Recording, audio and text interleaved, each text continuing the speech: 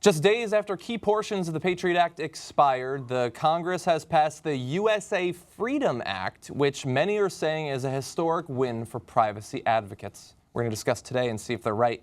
This 67-32 vote for the USA Freedom Act came more than 36 hours after three parts of the Patriot Act expired, those dealing with bulk collection of cell phone metadata and things of that sort. So the NSA was forced to wind down those activities. Now, coming out of this, and we're going to get into some of the politics that went into the votes, both in the House and in the Senate, Senator Patrick Leahy, a Democrat, says it's an historic moment. It's the first major overhaul in government surveillance laws in decades and adds significant privacy protections for the American people. Although I guess, to be fair, the Patriot Act was also a significant overhaul of government surveillance laws, just not one that worked out well for the American people. Right. Now, but to be fair, it is the first time since 9/11 that national security law has been reined in, that government surveillance powers have been decreased rather than increased. Yes. So that is historic. Yes. Now, in the lead up to the final vote in the Senate, where they were able to pass a filibuster, or to break a filibuster, I should say, there were three amendments that various parties tried to pass that would have expanded government surveillance powers or reined in some of the regulations that the bill was actually going to institute. Those three did not pass, meaning that the Senate version of the bill was exactly the same as the previously passed, largely in a bipartisan fashion, the House version, and so it is going to President Obama, who signed it, I believe, late last night. So, believe it or not, the House version is the better version here. Yes. A lot of Republicans voted for it. A lot of Democrats voted for it. Mm-hmm. And this is the one that says you can't do the bulk collection anymore, among other things, yes, as John's about to explain. Yeah, so we're going to talk about a couple of the different stipulations of the USA Freedom Act. It will give the NSA about 6 months to stop sweeping up phone metadata, which includes the phone numbers involved in a call, the time a call occurred, and its length, although not the content of the call, they say. The bill also limits other types of data collection, adds transparency measures, and places a new expert panel at the secretive Foreign Intelligence Surveillance Court.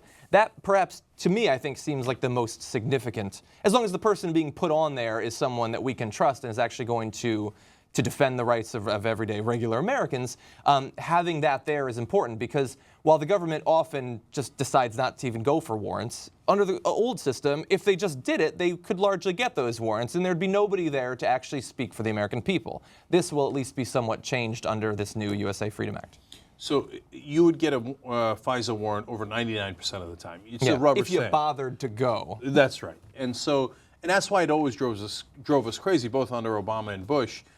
Why not just go to the FISA court? I mean, if you don't go to the FISA court, that means you got nothing. Yeah. You got nothing. You just want to look in on that guy, that woman, for whatever purpose, but it doesn't have to do with anything official. Because in the FISA court was just basically go, oh, you're here. Rubber stamp. Okay, here you go. Give it back to you. Or that they didn't want to set a precedent that they could be constrained by anybody. Like they didn't want anybody to say, well, look, in the past you've gone here. They want to be just free to do what they want to do, I assume. Right, and that would be the executive branch acting unilaterally, which is unconstitutional, et cetera, right?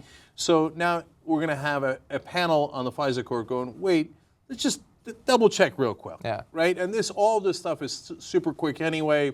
All this stuff happens all the time. The official way of doing it, the real way of doing it, the way they're supposed to do it, right? There's just a little bit of a check on it now, which is great, and they're not doing the bulk data collection anymore on the phones, we hope 6 months from now, because now it is definitively illegal. Yes. Right? So if they do it again, well, look, the Congress passed the law. Yeah. The president signed it. Yeah, now, even after the Patriot Act expired, they would have been allowed to continue with ongoing investigations, which were always vaguely defined anyway. And so they were going to keep doing it for a while, even without this. Now they've got an extra 6 months. I don't love that portion of it. I'm sure that it was some sort of compromise they had to strike. Now they do say that in the new process, requests will have to be focused on a specific selector, such as a customer name or phone number. It explicitly prohibits the bulk collection of customer data. So either that will be eliminated, or it will go to whatever secretive intelligence bodies are doing that sort of thing that we don't even know about. But there's still a lot about this. I think that you're more positive towards it than I am. Like, let me read this other section from Timothy Lee's article on this.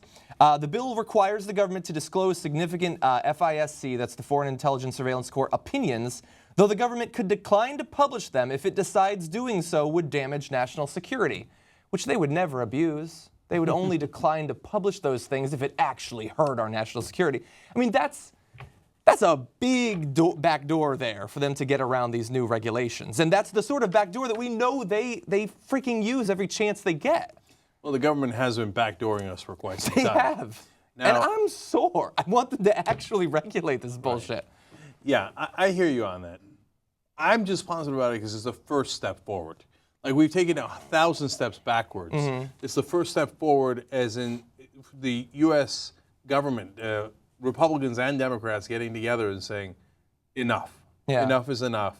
Stop spying in on us. There's a lot to roll back, John. There's the tip of the iceberg. But at least we've met the tip of the iceberg, right? So I have a little bit more hope.